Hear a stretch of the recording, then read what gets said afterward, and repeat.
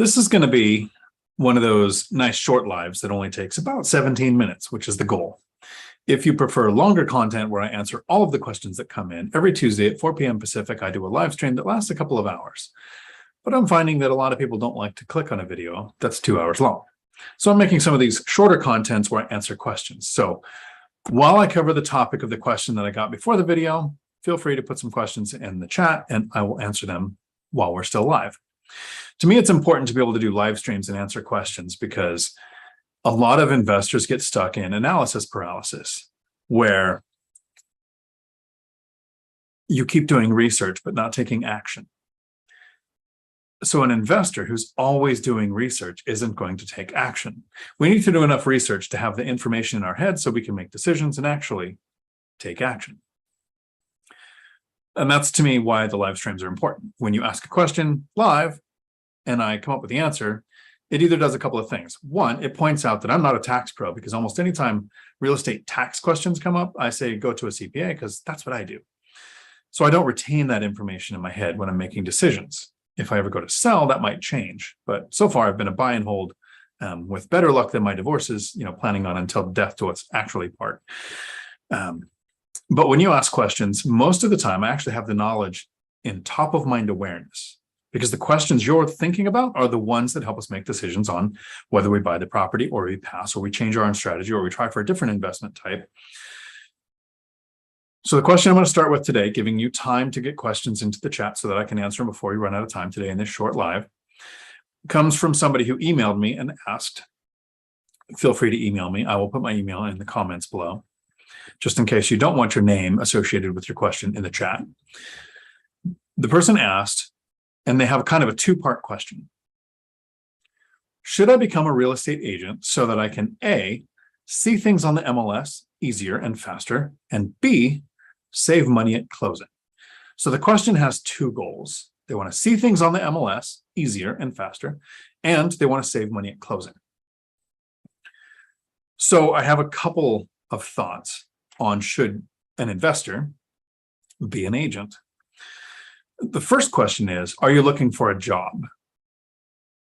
Because I'm not an entrepreneur. I'm an investor. I'm looking for passive income to make work optional so that I can, like I did, retire. I retired in July of this year after 12 years of investing.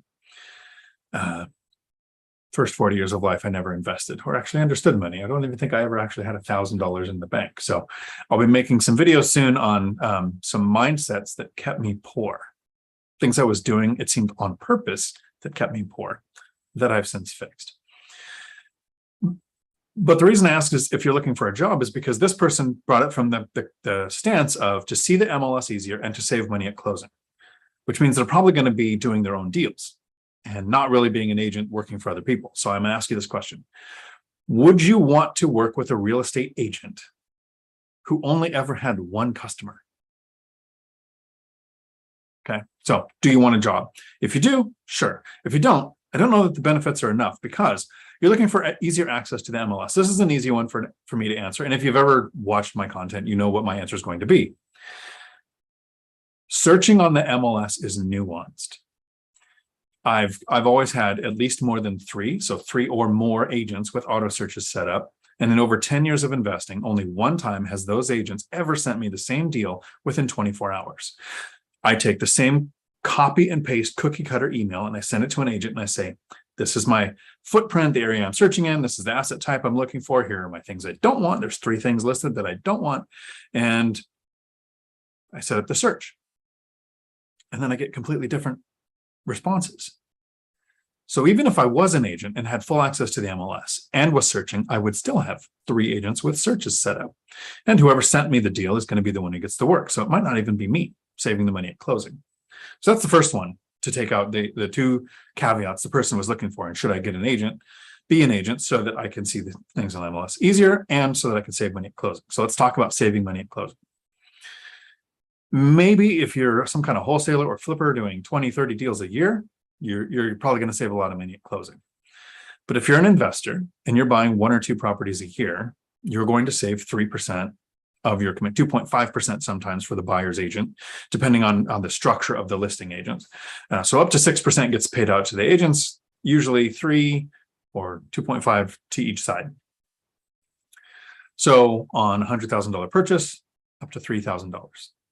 $500,000 purchase, up to $15,000. So it could add up. But have you thought of the cost of being an agent? And not just the opportunity cost of not getting the training and experience and resources of an agent who works for a brokerage and has done hundreds of deals and brings all of that knowledge to the table to work with you to buy your deal, especially if that agent is an investor.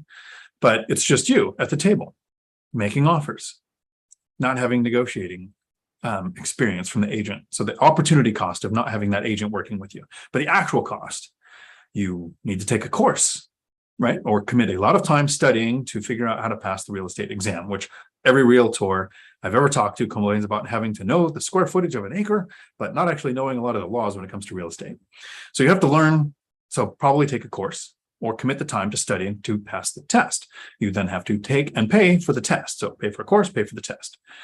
Then most agents, to have any kind of resources, like where would you get your paperwork to make an offer? Where would you get the contract for DocuSign to be able to send offers? However you want to look at it. So they join a brokerage, which could have brokerage fees or take 50% of your commission at closing, reducing the amount that you are going to think you're saving. So you have the cost of brokerage fee, probably joining a local real estate or NAR, National Association of Realtors. You have the business costs. Like I said, do you have a DocuSign account, or are you going to pay for a brokerage to have access to all of their stuff like that?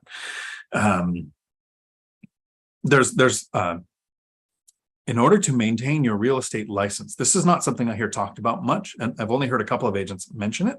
And I know that this exists from being a CDL instructor, where there are continuing education requirements in order to maintain a license in a field. So if you have a realtor license, or you are a realtor, trademark, if you're a real estate agent, you have to do continuing training to maintain that license.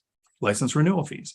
All of these fees that are going to add up, they're going to eat up, and if you have a brokerage, up into the 50% of your commission that you're going to save, which can be up to 3%. So you're at 1.5% of your sale, which is not a reduction of the price that you're buying the house for. It's a commission, which means you pay, and then it's income. Buying a house is not a 100% tax write-off, but a commission coming in is income that will be taxed. And remember, earned income is some of the worst taxed income that there is. And if you're running a business, it's even worse than earned income, because you have to pay employer and employee taxes. If you've seen the cash flow quadrant of ESBI, you're in the S quadrant at that point, which is the least favorable one to be in. So should you be an agent? Do you want a job? Are you going to work with more clients than yourself? Or are you going to be doing a lot of deals? I mean, 10 plus deals a year, maybe. But there's a long list of reasons why I'm not an agent, because real estate agents have to obey certain laws and regulations that I don't even know what they are. So I'm not held to restrictions of you can't send a love letter and you can't share portions of the inspection report with the seller. There's all kinds of things that as an investor I could do because I'm an uneducated person. But if I was a licensed professional in the field, there's a standard I would be held to that I don't even want to learn what it is. So let me answer a couple of quick questions here before we run out of time. And remember, if you want more questions answered over a longer period of time, Tuesday afternoons, 4 p.m. Pacific, which happens to be today when I'm making this video. So this afternoon, after I take a nap, we will have a live stream that will last as long as the questions do. Howdy, Ninja Vanish, All-Nighter Hider, Claude, All-Nighter Hider. Question, does it make sense for an investor to buy discount point on mortgage when the currency is debasing? I know it's a case-by-case question, but is there a case? I'm going to do the work right after this stream. So that is a great question. I have always bought the rate down. And that doesn't mean that I've always paid for the rate to come down. In a buyer's market, 2013 to 15-ish, when I was really looking for duplexes in the beginning of my investing, I'd get the sellers to buy down the rate if I could. More of a seller's market the last few years, so I bought down the rate. I intend to buy and hold until death do us part. Like I said, better than both of my marriages. It's a gamble to think I'm going to get my interest at the high rate and then I'll refinance to a better rate in 2 years, because we have short memories. And for the last 2 years, rates kept going down. So we expect that when they go back up, they'll come back down again. But the last time rates went above like 10% when they were, in the 70s and 80s. It was a decade before they came down again. So I would want the rate down because I don't plan on selling. If you plan on selling, or if you plan on refinancing in a few years, which I don't do cash out refinances, use home equity lines of credits, right? I don't touch equity because to me, I define that as adding debt to an existing asset. I was investing for cash flow, a little different than some people who are trying to grow a bigger portfolio. So I would buy it down in the current market. I would try to get the seller to buy it down. If you think you're going to sell within the next few years, 5 years or less, maybe don't buy the rate down. If you really think, like you believe at your core that rates are going to come down next year, which I have a plan for if they do and if they don't. If they do, I would refinance to the better rate, but I'm not counting on it. I count on rates staying the same or going higher because you want to count for things to be worse and have a plan for that. Benefit from when they're better. So that's how I look at that. And the question, is there a preferred time to check listings? Evening is better than morning. That's a great question. I check whenever I open up my emails. I would say as long as you're doing it daily, I don't think that there's a day of the week that's preferable. A lot of agents would say, make sure you list your property on a Thursday because you'll get the most interest by the weekend. And I've never seen that to be the case. I'm looking every day of the week. And if you don't look until Thursday, One Rental at a Time says this perfectly. It says if you do 6 hours on Saturday instead of 30 minutes or 20 minutes every day, you're really going to miss all the deals that went on the market and off the market during the week. Don't know that there's a time of day. I would think the most important thing is consistency. So if there's a time of day for your schedule that makes sense to where this is when I'll be able to dedicate, like, what do they call that? Deep work, where you're not going to be distracted by everything else, not looking at social media, nothing playing in the background. You're literally looking at each email from your auto searches or whatever format you're using to find your deals and focus on it. And that's the time of day that I would pick. When I was working, that was 6 to 6:30 in the morning or 9 o'clock at night. Since I've retired, that seems to be anytime I'm not taking a nap. Joey, howdy. Being a realtor definitely would help tax-wise. Could make you a real estate professional as defined by IRS. It could, but the case studies that I've heard from every CPA I've ever talked to, they state the same thing.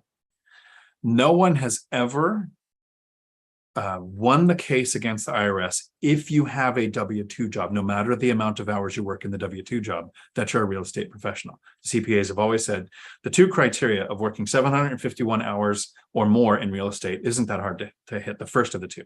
But the second one of working more in real estate than you do at your W-2 is the one that usually trips people up. And you have to prove it. How do you prove a negative? You can't say, I didn't work more in my W-2 than I did in real estate. So it could, but it also adds a few tax problems. It makes your commission an income, which is then taxed. You do have things that you can write off as a real estate agent that I think I can write off as an investor. I mean, I still have an office space. I still write off every computer thing in the house, even the VR equipment, since I do 3D virtual tours of real estate that I'm looking at. So I literally can write off everything that I could as an agent, except I don't have the expenses of an agent that I could write off. But I think, Joey, you have a great point with the real estate professional. If you can qualify as a real estate professional, that can be huge. Like Matt, the lumberjack landlord, had his spouse qualify as the real estate professional, and that impacted their income. So good point. Yeah. Batsal, howdy. It is going almost marvelous. Looking forward to tonight's live stream too. I look forward to Tuesdays for that. Cassidy, howdy. Mad76, howdy. Just finished the audiobook. Awesome. It's way better than the robot voice. Thank you. Thank you so much. It can be lifted to another level if I allowed to make suggestions. I'm all open for suggestions. Did you put it in here? Well, Mad, you have my email. Send me some suggestions. I know that there's a couple of things that people talked about where my recording system meets the audible requirements of having a noise gate, and some like 3 different things that I had to meet that my recording allows me to do. What it doesn't allow me to do is to control where the sound comes from for the listener. So I don't have a system that's good enough to do that. So I think that there are ways to improve my recording, which I moved the book. I'm in the recording of the first One Rental at a Time book now, about a third of the way through. So all nighter, you have class tonight. Hopefully I'll see you in the replay then. That's all. Question for tonight. I have realtor mentioned to me due to the current rate, only way to cash flow is going short-term rental route. I don't want to do that for my first property. What do you recommend? So you have a question for tonight. That's perfect. I'm going to take a screenshot and start.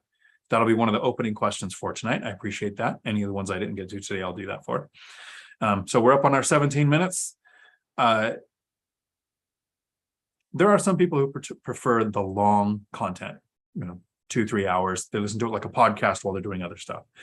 But I like the videos that are 10-20 minutes long. When I'm not, I listen to podcasts too. I'll put on, Zuber's hour long on Saturdays, Matt's when I'm not in it on Sundays, or the longer BiggerPockets interviews. So I'll listen to those too.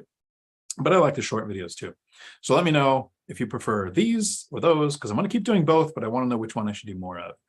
And my members live streams will start to be on Fridays going forward. Hope to see you at tonight's live stream at 4 p.m. Pacific, which is every Tuesday, in case you're watching this in Futureville.